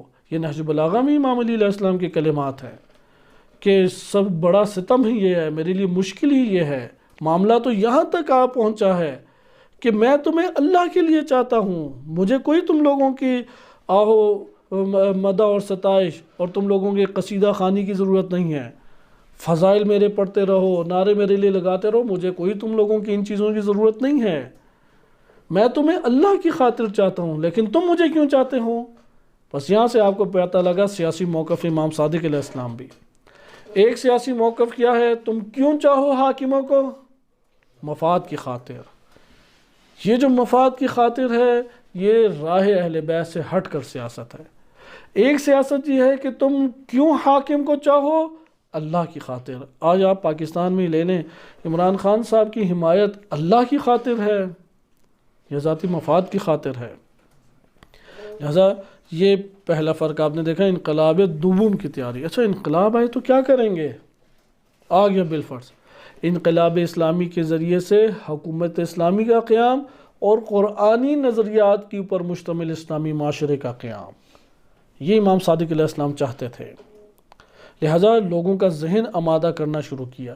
بالفاظ دیگر یہ رہبر معظم نے اس جگہ پہ لکھا ہے کہ چوتھے مرحلہ جو ہے وہ در حقیقت ایک لانگ ٹرم پلان ہے، شارٹ ٹرم پلان نہیں ہے۔ شارٹ ٹرم اس سے پہلے والے دور گزر چکے، اب جب غیبت کا دور آ رہا ہے، اب جب ادوار آ رہے ہیں، چاہے امام سجاد علیہ السلام ہوں، امام صادق علیہ السلام ہوں، برنامہ ریزی جو ہوگی وہ لانگ ٹرم برنامہ ریزی ہوگی۔ اس لیے اس جملے کو رہبر معظم کے تجزیہ تحلیل میں ابھارنے کی ضرورت ہے، نہ کہ شارٹ ٹرم پلاننگ ہوگی۔ شارٹ ٹرم پلاننگ کے مواقع یہ نہیں ہیں۔ اسی لیے آپ نے دیکھا ہوگا جس نے لانگ ٹرم پلاننگ کے اس پلان کو جو امام صادق علیہ السلام نے روڈ پلان دیا ہے ہمیں، اس پر جس شخصیت نے عمل کیا ہے، اس نے ہسپتال بھی بنائے ہیں، اس نے مدرسے بھی بنائے ہیں، اس نے مساجد بھی بنائے ہیں، اس نے تبلیغ بھی کی ہے، اس نے طلاب کی اور عوام الناس کی تربیت کے لیے بھی اپنے آپ کو پیش کیا ہے۔ لیکن جس نے شارٹ ٹرم پلان بنا کے آگے بڑھنے کی کوشش کی ہے، نہ اس کا کوئی سکول ہے، نہ اس کا کوئی ہسپتال ہے، نہ کوئی مدارس کی کوئی چین موجود ہے، نہ تربیت کے لیے خود حاضر شخصیت موجود ہے، نہ تبلیغ کے اوپر مشتمل مواد موجود ہے، کوئی چیزیں موجود نہیں ہیں۔ لہذا امام صادق علیہ السلام کے اس پلان کے اوپر دقت کریں کہ رہبر معظم نے یہ کہا کہ یہ مرحلہ کیا ہے؟ برنامہ دراز مدت۔ یہ فارسی کلمہ ہے، برنامہ دراز مدت۔ لانگ ٹرم اسے کہہ سکتے ہیں یا نہیں؟ اگر میں اشتباہ نہ کروں تو برنامہ دراز مدت سے کوئی اور، کیونکہ انگلش کے ماہرین زیادہ موجود ہیں تو کوئی اور ٹرم لے کے آ سکتے ہیں کہ نہیں، لانگ ٹرم جو کہا تھا وہ کچھ اور ہے، شارٹ ٹرم کچھ اور ہے۔ برنامہ دراز مدت ہے یہ جو چوتھا مرحلہ ہے۔ لہذا امام صادق علیہ السلام کا یہ پہلا دور چہارم کی خصوصیت۔ دوسری خصوصیت ذہنی آمادگی کے ساتھ ساتھ ایک ایسے طبقے کو وجود دینا جو مقاومت سے پیوست ہو۔ یہ جو پلان ہے ہمارے پاس، مقاومت سے کیا مراد؟ آیا ہماری آرمی کے ساتھ مقاومت، فلان چیز سے نہیں، مقاومت ان چیزوں سے نہیں، ظلم سے مقاومت، نا انصافی سے مقاومت، طاغوتیت سے مقاومت، نہ کہ اداروں کے ساتھ، پولیس کے ساتھ نہیں۔ امام خمینی رحمۃ اللہ علیہ نے جب نہضت برپا کی، پولیس سے تھوڑی جا کے جھگڑے۔ امام خمینی رحمۃ اللہ علیہ جب ایران کے اندر انقلاب لے کے آئے تو اس انقلاب اسلامی نے جا کے شاہ کے فوجیوں سے تھوڑی الجھاؤ پیدا کیا، اگرچہ شاہ کے فوجی ظلم و ستم دکھاتے ہوئے شہید کرتے رہے، زندانوں میں برے طریقے سے زد و کوب کرتے رہے اور ظلم و ستم ڈھاتے رہے، لیکن الگ سے جماعت نہیں بنائی، الگ سے کوئی ایسی ٹیم نہیں بنائی عسکری ٹیم کے جو جا کے ان سے ٹکرائے۔ کہا کہ یہی فوج ہماری فوج ہے، ہم تو کوئی ملک کے اندر نیا ملک بنانے تھوڑی نکلے ہیں، ہم اس ملک کے اندر ٹکرانے نکلے ہیں ظلم سے، لا قانونیت سے، غیر الہی قوانین سے۔ لہذا امام صادق علیہ السلام اس چوتھے مرحلے کے اہم ترین بنیادوں میں سے کیا ہے؟ ذہنی آمادگی کس چیز کے لیے کی جائے؟ کوئی مقاومت کرے، کوئی ابوذر بنے، کوئی عمار نکلے، کوئی حبیب بنے، یعنی وہ کہ جو امامت سے وابستہ ہو کے تحریک چلائے۔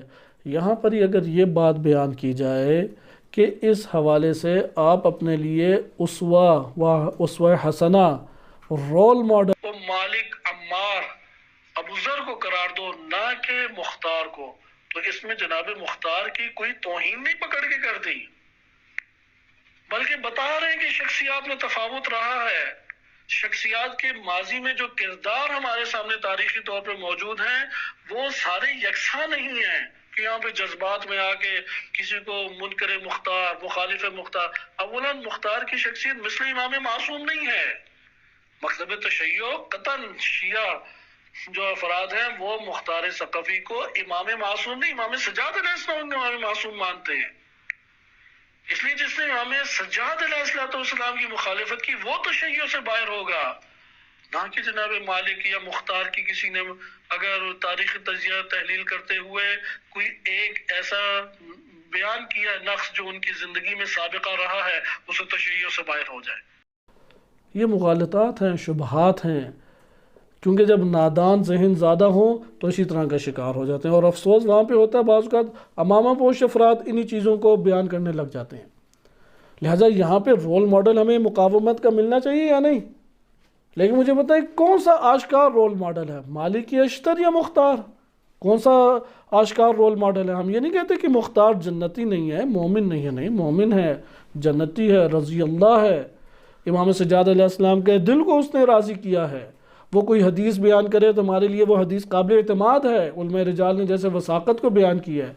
لیکن جب آپ رول ماڈل کے طور پہ آتے ہیں اور ادھر تجزیہ تحلیل کرتے ہوئے آتے ہیں، جیسا کہ آپ کو مقاومت تشیع ایران سے لے کے حزب اللہ تک ایک جگہ پہ بھی مختار کا نام نظر نہیں آئے گا، ایک جگہ پر بھی. وجہ کیا ہے؟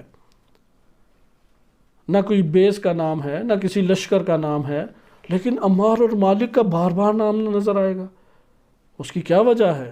اس کی بنیادی وجہ ہی یہ ہے کہ رول ماڈل جب پیش کیا جاتا ہے اس شخص کا رول ماڈل پیش کیا جاتا ہے جس کی زندگی کاملاً ہمارے لیے آشکار ہو. لہٰذا وہ کون سی شخصیت ہے؟ وہ مالک ہیں، وہ حبیب ہیں، وہ عمار ہیں. 93 سال 93 ایئرس کی عمر میں جنگ صفین میں شہید ہونے والے عمار کو دیکھیں، ایک جگہ پر بھی وہ غائب نہیں ہیں. ان سے لگام نہیں پکڑی جاتی تھی، کانپتے رہتے تھے ان کے ہاتھ. لیکن علی علیہ السلام کی اطاعت، دفاع امامت، دفاع ولایت، اس کے لیے میدان میں حاضر ہیں. میدان میں حاضر ایسے نہیں ہے کہ دربار حضرت عثمان میں پائے جائیں، نیازی صاحب سے مذاکرات کے لیے آزادی مارچ میں شرکت کو میدان قرار دے دیں. یہ عمار کی روش نہیں ہے. لہذا ذہنی آمادگی کے ساتھ ساتھ ایک ایسا طبقہ جو مقاومت سے پیوست ہو، تشکیلات اور ضرب کا وجود، یعنی مسلط سیاست جیسے بنو امیہ کے اوپر ضرب لگائے، ان کے ظلم و ستم کو عیاں کرے. ضرب لگانے سے مراد دہشت گردی قطعاً نہیں ہے. ائمہ اطہار علیہ السلام اس کی شدید مخالف تھے. امام صادق علیہ السلام کا ہماری کتابوں میں، رجال کی کتابوں میں معتبر واقعہ یہ وارد ہوا ہے. حریز سجستان کی طرف تجارت کرتے تھے. یہ جو سیستان بلوچستان ایران کا ہے، اس سیستان بلوچستان میں خوارج رہا کرتے تھے. آج بھی اسی طبیعت کے افراد ہیں یہاں پہ. یہ سیستان بلوچستان میں تجارت کرتے تھے. رات کے ٹائم جب اندھیرا چھا جاتا تھا تو سر کے اوپر کپڑا پہن کے پوشیدہ کر کے اپنے چہرے کو خوارج کو آزادانہ قتل کر دیتے تھے. امام صادق علیہ السلام کے پاس جب تشریف لائے، یعنی ٹارگٹ کلنگ کرتے تھے، امام علیہ السلام نے داخل ہونے کی اجازت نہیں دی. کہہ دیے دربان کو کہ حریز کو داخل نہ ہونے. اور کوئی خامی نہیں تھی، لیکن دل میں اہل بیت علیہ السلام کے دشمنوں سے بغض اور نفرت اتنی شدید تھی کہ ٹارگٹ کلنگ کرتے تھے. تو امام علیہ السلام نے اجازت نہیں دی داخل ہونے کی. تو اس نے پھر التجا کی. تیسری دفعہ دربان آیا تو کہا کہ امام سے منت کرو میرے لیے. امام علیہ السلام نے پھر دربان کو کہا تمہاری منت سماجت کی وجہ سے میں اجازت دے رہا ہوں. اس نے امام کے ہاتھوں میں توبہ کی کہ یا امام میں آئندہ ایسا نہیں کروں گا. تو ٹارگٹ کلنگ کی یا اس طرح کی ضربوں کی اجازت نہیں ہے. ظلم پہ ضربت، طاغوتیت پہ ضربت، جہالت کے اوپر ضربت. لہٰذا مسلط سیاست کے اوپر ضربے لگانا تاکہ وہ ضعیف ہو سکے، یہ کام امام سجاد علیہ السلام سے شروع ہو گیا. قائم کے اعتبار سے ائمہ کا تعارف کرانا، امام زمان علیہ السلام کا تعارف امام صادق علیہ السلام نے کیسے کرایا؟ قیام سے، قائم سے. آج کے دور میں تعارف کیسا ہے؟ تعجب کی بات ہے. انہوں نے قائم کا مطلب یہ سمجھا کہ کھڑے ہو کے سر پہ ہاتھ پھیر کے قبلہ رخ ہو جائیں، آپ نے حق ادا کر دیا. قائم یعنی قیام کرو، امام کا ساتھ دو. ذہن بنایا کہ قیام سے امام کے چہرے کو پہچانو، امام کی شخصیت کو پہچانو. اچھا، اس کے بعد امام علیہ السلام نے 4 خطوط اصلی اسٹریٹجی بیان کی. یہ اسٹریٹجی کے اوپر اپنی گفتگو ختم کرتے ہیں کہ ارادہ یہ تھا کہ چند احادیث آپ کے سامنے الکافی سے پڑھی جائیں، اسی اسٹریٹجی کو کیسے قابل عمل کیا. لیکن میں اسٹریٹجی کے طور پہ آپ کے سامنے بیان کر دیتا ہوں. یہ رہبر معظم نے 4 نکات بیان کیے ہیں. یعنی امام صادق علیہ السلام کی سیاسی موقف، سیاسی اسٹریٹجی کیا تھی؟ نہ بنو امیہ کا ساتھ دے رہے ہیں، نہ بنو عباس کا ساتھ دے رہے ہیں، یعنی آپ نہ خان صاحب کا ساتھ دے رہے ہیں، نہ شہباز شریف کا ساتھ دے رہے ہیں. آخر کیا کرنا چاہتے ہیں آپ؟ آیا خاموش رہنا چاہتے ہیں؟ اپنے مدرسے میں آپ بند رہنا چاہتے ہیں؟ حجرے میں بند رہے ہیں؟ اس طرح طرح کی تہمتیں، یہ سب تہمتیں امام صادق علیہ السلام پر بھی لگیں، اور اسی طرح کی جذباتی افراد نے لگائیں. ایسا کوئی تعجب کی بات نہیں ہے. یہ تہمتیں نہ لگتی تو تعجب تھا، کیونکہ امام صادق علیہ السلام کی روش، اسٹریٹجی آشکار تھی. پہلی اسٹریٹجی کیا ہے؟ یہ رہبر معظم کے اسی کتاب سے میں آپ کے سامنے نکات ذکر کر رہا ہوں. پہلی اسٹریٹجی ہے، اول کیا ہے؟ تبیین اسلام ناب و تبلیغ گستردے. آپ خود ہی اس کا ترجمہ کر لیں، ممکن ہے کوئی کہے کہ آپ نے اپنے پاس سے ہی چیزیں لے آئی ہیں. پہلی اسٹریٹجی کیا ہے؟ یہ اسٹریٹجی کا حصہ ہے کہ اسلام ناب کو بیان کرو. بیان، یہ حجرے میں بند ہونا نہیں ہے، یہ میدان میں حاضر ہونا ہے. یہ میدان کی چار دیواری میں، مدرسے کی چار دیواری میں پہرے دار بٹھا کر بولنا نہیں ہے اور بند ہونا نہیں ہے. یہ امام صادق علیہ السلام کی اسٹریٹجی پہ عمل کرنا ہے کہ آپ اپنے لیے اسلام ناب، حقیقی اسلام کا تعارف پیش کریں، تبیین کریں اسے. نمبر 2، تبلیغ کو بڑھا دیں. تبلیغ کو، نہ کہ اپنی حمایت حکمرانوں کے اعتبار سے بڑھا دیں. پورے کے پورے لوگوں کو جم کر کے آزادی مارچ اور فلاں نیازی اور فلاں خان صاحب اور ان کے دروں کے اوپر، ان کے دروازوں کے اوپر حاضر کر دیں. یہ امام صادق علیہ السلام کی اسٹریٹجی نہیں ہے، یہ علی بن یقطین کی اسٹریٹجی نہیں ہے. اسٹریٹجی کیا ہے امام صادق علیہ السلام کی؟ امام فرماتے ہیں کہ اسلام ناب کو بیان کرو، تبلیغ کا دائرہ وسیع کر دو. لہٰذا امام صادق علیہ السلام نے تبلیغ کا دائرہ وسیع کر دیا. آج آپ مجھے بتائیں، یہ جو سیاسی ہمارے رہنما موجود ہیں، شیعہ ہوں یا سنی ہوں، ان سیاسی رہنماؤں میں تبلیغ کے اعتبار سے کس کی وسعت نظری پائی جاتی ہے؟ کس کی خدمات معاشرے کے اندر پائی جاتی ہیں؟ کس کی طرف سے مبلغ مختلف علاقوں میں بھیجے جاتے ہیں؟ لیکن جو امام صادق علیہ السلام کی سیرت کے اوپر چلنے والا ہے، جو نظام امامت اور موقف امامت اور سیاست امامت کو سمجھنے والا ہے، وہ اپنے طلاب کو پورے کے پورے ان جگہوں پر بھیجے گا جہاں جہاں اس کی قدرت موجود ہے، مبلغ بنا کے بھیجے گا. آپ روش کے ذریعے سے اندازہ لگائیں، نہ کہ صرف اور صرف خطابت کے ذریعے سے دیکھیں کہ کون کس کا حمایتی اور کون کس کا حمایتی. اگر امامت کو پہچاننا ہے، دیکھیں کس کی روش امام کے مطابق ہے. امام پہلا خط کیا بتا رہے ہیں رہبر معظم؟ تبلیغ گستردے، اسلام ناب کی تبیین کے ساتھ. دوسرا، مسئلہ امامت کی تبیین اور تبلیغ. مجھے بتائیے کہاں سے مسئلہ امامت کی تبیین اور تبلیغ ہو رہی ہے؟ کہاں پر امام اور امت کا نعرہ لگایا جا رہا ہے؟ کہاں سے نظام امامت کی بات ہو رہی ہے؟ کہاں سے سیاست امامت کی بات ہو رہی ہے؟ کہاں امامت کو راہ نجات اور راہ حل بیان کیا جانا چاہیے، کیا جا رہا ہے؟ سمجھ لے کہ یہ امام صادق علیہ السلام کی راہ پر ہے، یہ مدرسہ امامت سے وابستہ ہے، یہ سیرت اہل بیت علیہ السلام سے شخصیت وابستہ ہے. جو فرد بھی ان عناوین سے دور ہے یا اس کی زندگی میں یہ کارنامے خدمات کے طور پر موجود نہیں ہیں، اسے سیاسی عنوان سے ترک کرنا لازم ہے ہمارے لیے. کیونکہ خط دوم یہ ہے کہ مسئلہ امامت کی تبیین کی جائے. پہلے کل اسلام ناب یعنی کل اسلام کا تعارف کرایا جائے، پھر اس میں سے ایک اسلام کے اہم ترین اساس، وہ جو چکی کی حیثیت رکھتا ہے، چکی کے اندر گھومنے والے پتھر کی جو حیثیت ہے یعنی امامت، اس کا تعارف کرائیں نظام کے اعتبار سے. وَتَبْلِیغ، یہ رہبر کا جملہ ہے، امامت کی تبلیغ کرو، جمہوریت کی تبلیغ نہ کرو، خان صاحب کی تبلیغ نہ کرو، نیازی کی تبلیغ نہ کرو، خوشنما شعار اور خوشنما نعروں کی تبلیغ نہ کرو. کبھی خوشنما نعرے ہوتے ہیں فقر سے آزادی، کبھی حکمران کے خوشنما نعرے ہوتے ہیں کہ اقتصاد بہتر کر دیا جائے گا، تعلیم کو فراہم کیا جائے گا. آج کے دور میں خوشنما نعرہ لگایا کہ غلامی سے آزاد کرائیں گے. اس سے کہو کہ ایک غلام سے وہ جو آل سعود کی غلامی کا پھندا گلے میں پڑا ہوا ہے اس کا نام کیوں نہیں لیتے؟ شیطان کی جو غلامی کا پھندا پڑا ہوا ہے اس کا نام نہیں لیتے؟ وہ جو باطل نظاموں کی زنجیروں کے پھندے در پھندے ہماری گردن کے اوپر قوم کے پڑے ہوئے ہیں اس کا نام کیوں نہیں لے؟ یہ کون سی غلامی سے آزادی ہے؟ یہ تو فریب دینا ہے. لہذا دوسرا ہے کہ تبلیغ امامت کی کریں۔ تیسرا فرماتے ہیں کہ وفادار، فعال، متحرک، تربیت یافتہ افراد کو جمع کریں، یہ مرحلہ سوم ہے۔ مجھے بتائیں کہ کون سے ہمارے سیاسی مذہبی لیڈر ہیں کہ یہ والی انہوں نے تجویز یا یہ والا پلان پیش کیا ہو؟ کہاں ہے فعال، وفادار؟ اور کس کے وفادار؟ جمہوریت کے، خان صاحب کے، یا نظام امامت کے، امام معصوم کے؟ کہاں پہ ہیں وفادار؟ بس تیسرا مرحلہ ہے کہ تربیت کے اعتبار سے وفادار۔ چوتھا ہے کہ ممکنہ ضربت طاغوتی حکام کے اوپر لگائی جائے، حکام کی بات کی ہے، اداروں کی بات نہیں کی۔ فرق کرنا لازم ہے۔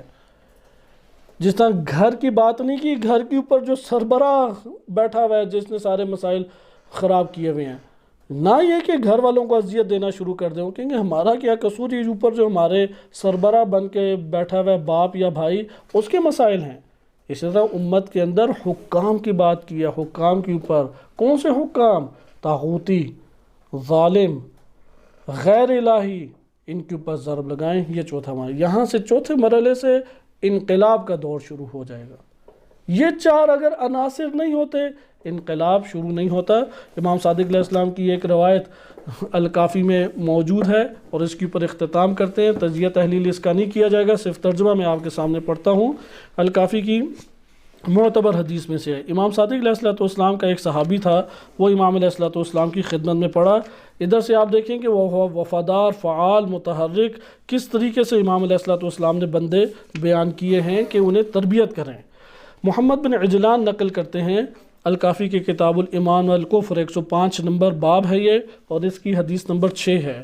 کہتے ہیں محمد بن عجلان کہ میں امام صادق علیہ السلام کے پاس تھا، ایک شخص اپنی حاجت لے کے آیا، اپنے کام سے آیا، امام علیہ السلام نے اسے فرمایا اصبر، فوراً اسے تعویذ گنڈے کر کے دم پھونک کے ساری چیزیں دور نہیں کی، کہا اصبر۔ یہ قرآنی نظریہ ہے، یہ نظام الہی ہے اس روئے زمین کے اوپر۔ ائمہ نے بھی صبر کیا، امت کو بھی صبر کا درس کیا گیا، اصبر فإن اللہ سیجعل لک فرجا، اللہ آپ کے لیے عنقریب کشادگی پیدا کرے گا۔ یہی رہبر معظم نے بھی لکھا ہے کہ امام علیہ السلام کے اس دور چہارم کی خصوصیت یہ تھی کہ فرج اسلام اور فرج تشیع کو فرج آل محمد سے جوڑا۔ کہا کہ جب فرج آل محمد حاصل ہوگا تو تمہیں اصل میں فرج حاصل ہوگا، اس لیے اپنی بڑی تنخواہ، کھلے ڈلے گھر، بہترین گاڑیوں کو یہ نہ سمجھو کہ تمہاری زندگی آسان ہو گئی، تنگی کا احساس کرو کیونکہ فرج آل محمد ابھی حاصل نہیں ہوئی۔ لہٰذا یہاں پہ امام فرماتے ہیں تمہیں عنقریب یہ فرج حاصل ہوگی۔ ثم سکت ساعتاً، تھوڑی دیر کے لیے خاموش ہو گئے اور اس شخص کی طرف آ کے پوچھا اخبرنی عن سجن الکوفہ، کوفے کی ذرا جیل کے بارے میں تو بتاؤ۔ یعنی ایجنسیوں کے ہاتھ سے نکلا ہوا بندہ تھا، ابھی تازہ تازہ گویا کہ رہا ہوا ہے، تو اس لیے امام علیہ السلام نے اسے کوڈ ورڈز میں بتایا صبر کرو، صبر کے علاوہ چارہ نہیں ہے۔ ایجنسیاں پیچھے پڑ جاتی ہیں، زد و کوب کرتی ہیں، ظلم و ستم اٹھاتی ہیں اوپر کے طاغوتی حکمرانوں کو خوش کرنے کے لیے۔ تو فرمایا کیفہ ہوا، کیسے ہیں وہ لوگ؟ فقال اصلحک اللہ، یہ مجرموں کی بات نہیں کر رہے، ایجنسیاں مجرموں کو اٹھائیں، تائید کرنی چاہیے، ریاستی قوانین کو بے دردی سے پامال کریں، ایجنسیوں کی تائید کرنا چاہیے، لیکن ایجنسی خود ہی لاقانونیت دکھائیں، مذمت کرنی چاہیے، بے شک اعتراف سختی میں کرا لیں، بدماشی کوئی بھی کرے وہ بدماشی ہے۔ لہذا امام علیہ السلام کے ساتھ ملحق افراد نظام امامت انہی چار خطوط میں سے ہیں۔ جو طاغوت اور ظلم و ستم ان کو ضرب لگاتے ہیں ان بیچاروں کو یہ پکڑتے تھے، جو تبیین کرتے تھے اسلام ناب کی انہیں پکڑتے تھے، جو امامت کو راہ نجات کے طور پہ متعارف کراتے تھے انہیں پکڑ لیتے تھے۔ تو امام نے انہی افراد کے بارے میں پوچھا۔ فقال اصلحک اللہ، اس شخص نے کہا کہ یا امام اللہ آپ کی امور کی درستگی فرمائے، ضیق منتن، انتہائی تنگ اور بدبودار جگہ ہے وہ، کوفے کا جیل انتہائی تنگ ہے، بہت ہی تنگ جگہ ہے اور بدبودار جگہ ہے۔ وَأَهْلُهُ بِأَسْوَأِ حَالٍ، کہ ان سے بدترین حالت میں نے آج تک کسی کو نہیں دیکھا جو ادھر موجود ہیں افراد، اس قدر بدترین حالت میں رہ رہے ہیں۔ امام علیہ السلام نے فرمایا فَإِنَّمَا أَنْتَ فِي السِّجْنِ، تو جیل میں ہے، کیا بات کر رہا ہے؟ جو زندانوں میں جاتے ہیں تو دیکھیں خوف ختم کر رہے ہیں، تبیین کرو اسلام ناب کو، نظام امامت کی امید لوگوں کو دلاؤ، ہو جائے گا یہ کام، کیونکہ یہ اللہ کا وعدہ ہے، اس لیے ہو جائے گا۔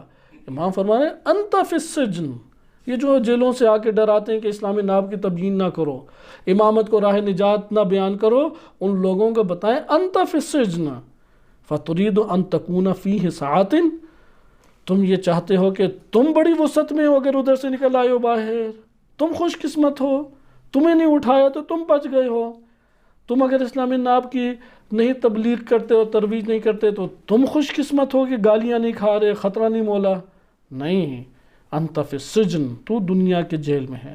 اما علمت، امام نے اب بیان کیا کہ یہ جو آپ جملہ سنتے ہیں کہ الدنیا ان الدنیا سجن المؤمن، دنیا کیا ہے؟ مومن کے لیے زندان ہے، تو بتایا وہ مومن ہے جو زندانوں میں ہیں، انہی زندانوں میں سے دنیا کے زندانوں کا ایک مصداق یہ مصداق بھی امام نے کہا وہ خوش قسمت ہیں، وہ وسعت میں ہیں، وہ نورانیت میں ہیں، اس لیے اسے یہ نہ کہو کہ اسوأ حال، یہ کہو کہ راہ امام میں قربانی دینے والے عظیم افراد۔ صلی اللہ علیہ سیدنا محمد وآلہ الطاہرین۔